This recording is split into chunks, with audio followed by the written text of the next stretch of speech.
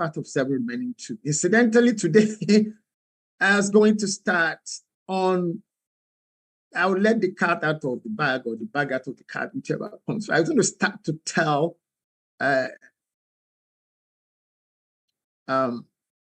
understand we have a problem with the YouTube channel. Please, can the technical people look into that? I see messages here that we have challenges about people who are waiting to watch on YouTube. Please, can we see to that, please? Let me. Okay.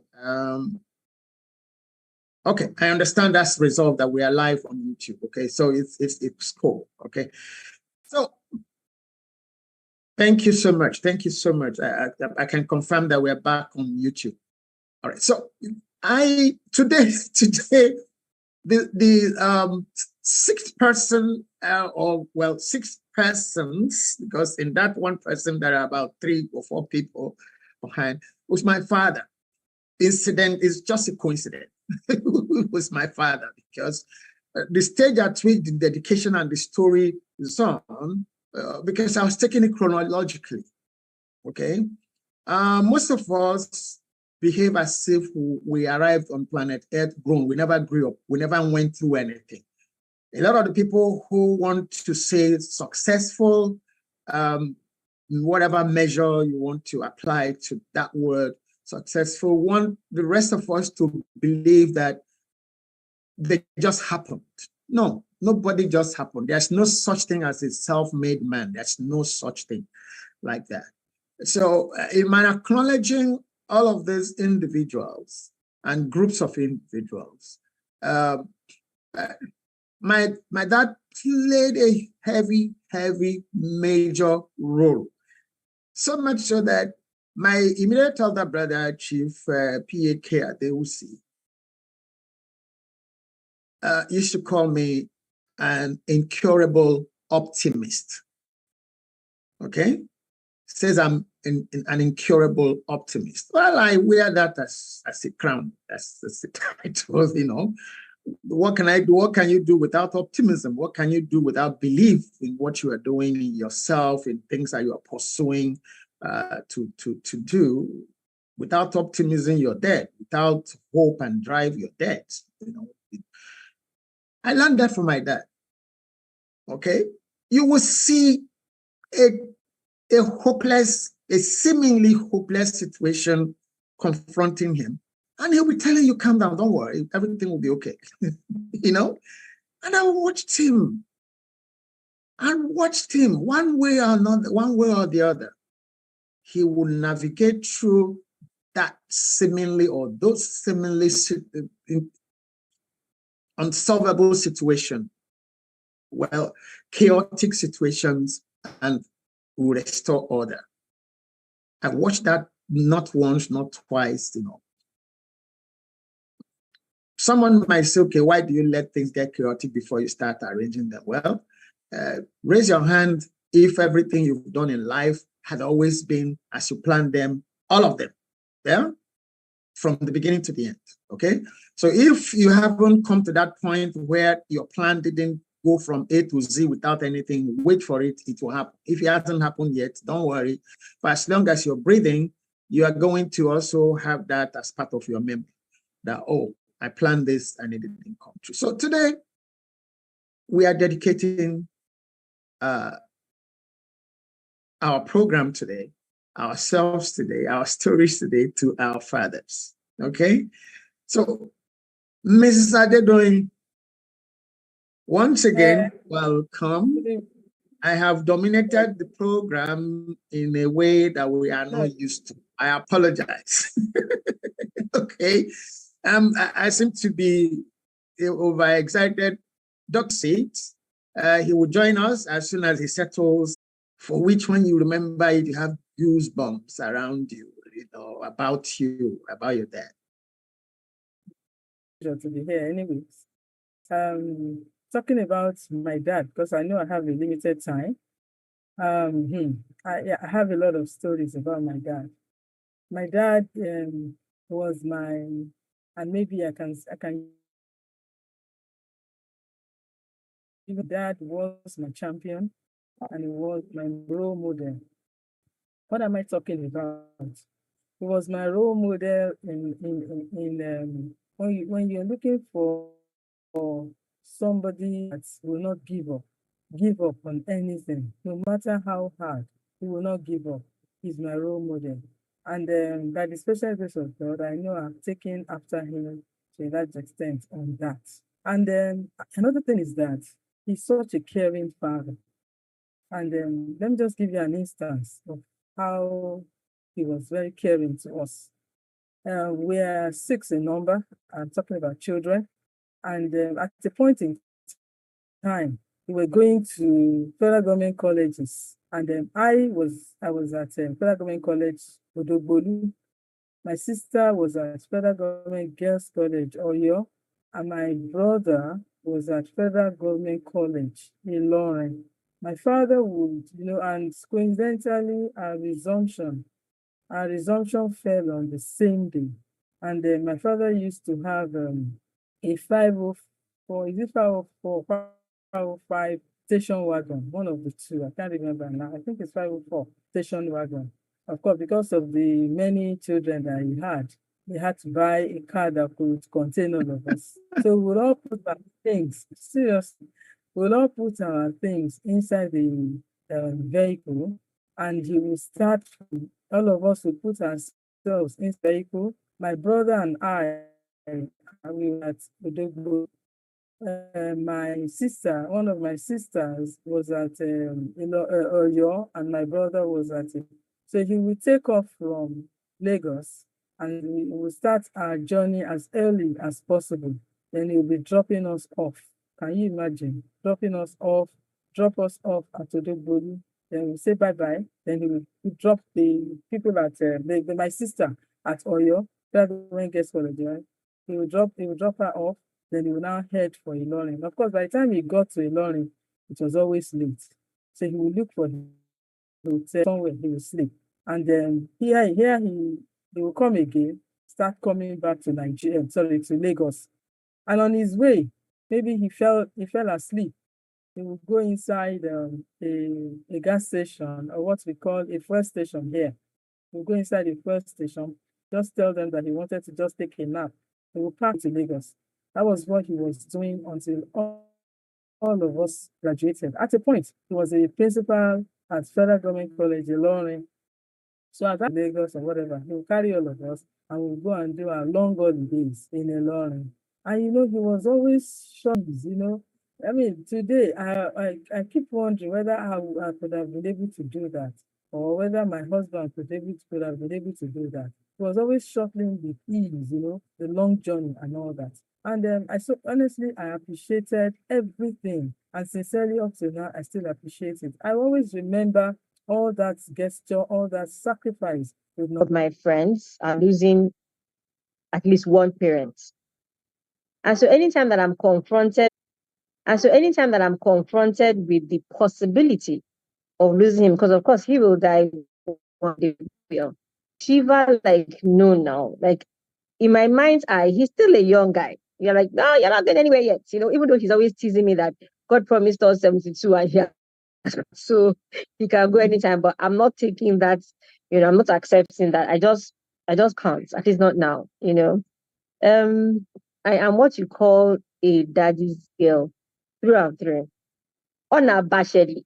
Like, I own it with my full chest. I am such a daddy's girl. Stories are endless, but I will say one that I've said before.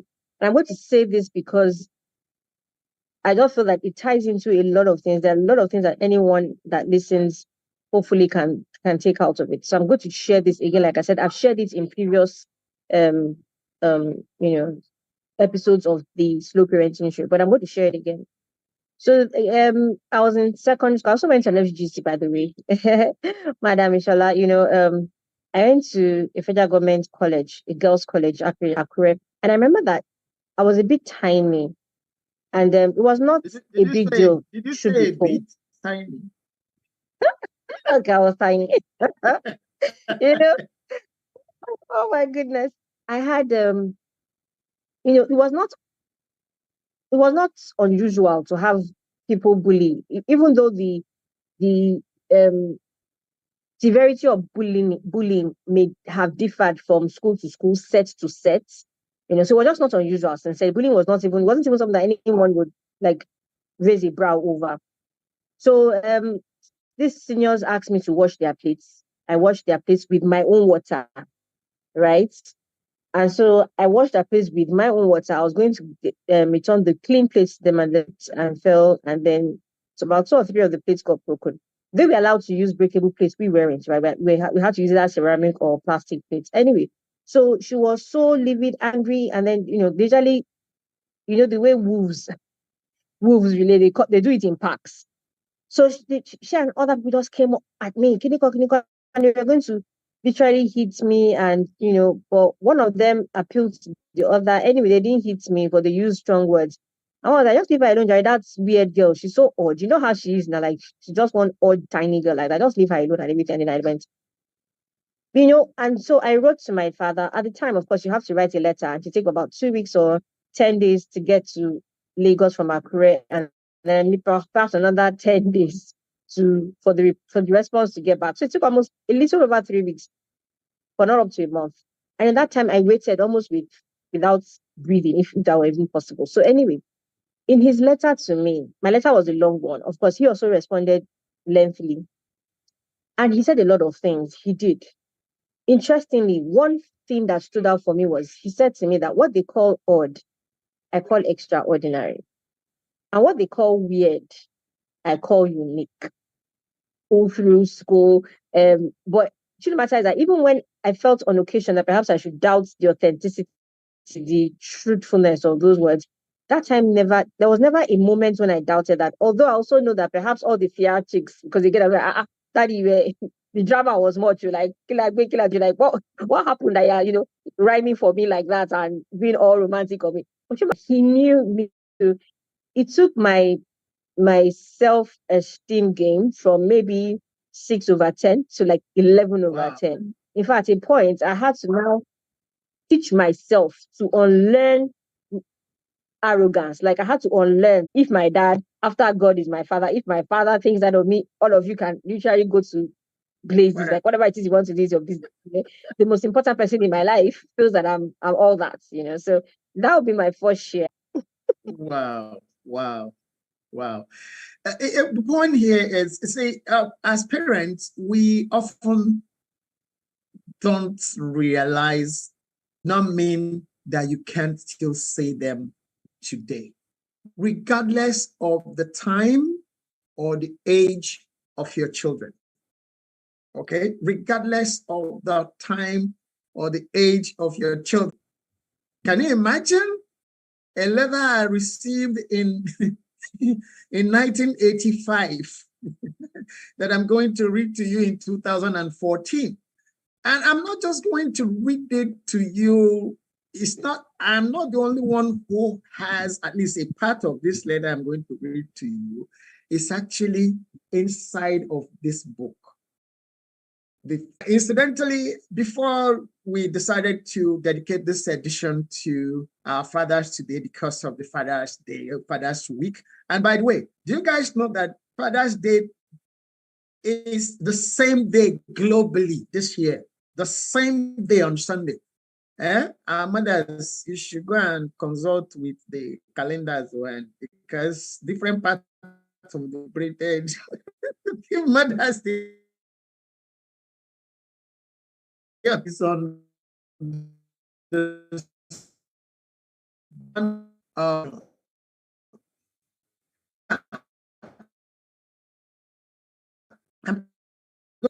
matches with it. It was dated the 14th of September 1985. Remember, the backdrop of this letter is, don't worry that you didn't say what you could have said yesterday. Say them all the same. Those nice, encouraging, caring, empowering words that you need to say to your children. Think of how old they're still your children. Remember that. So they still need encouragement.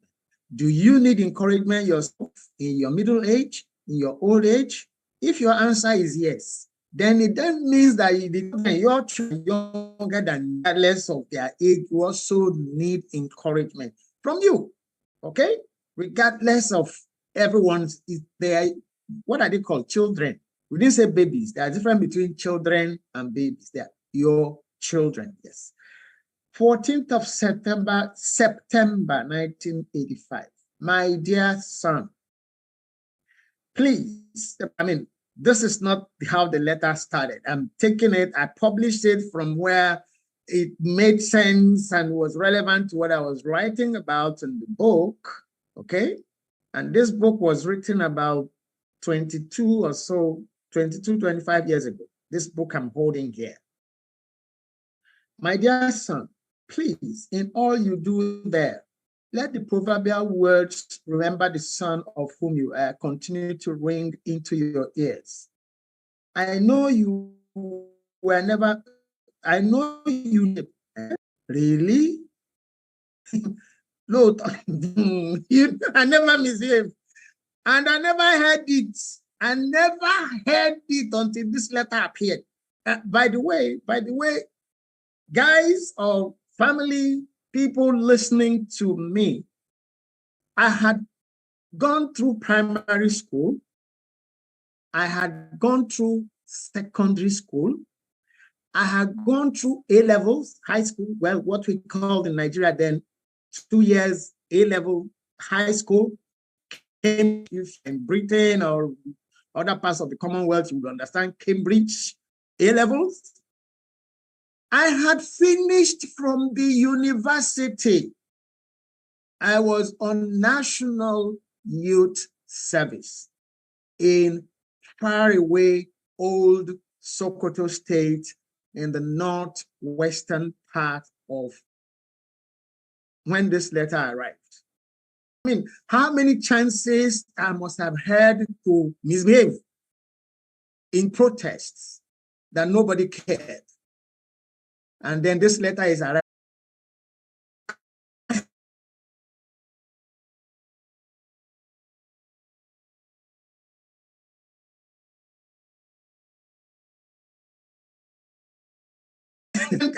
And he said, I can't, all right. He continued.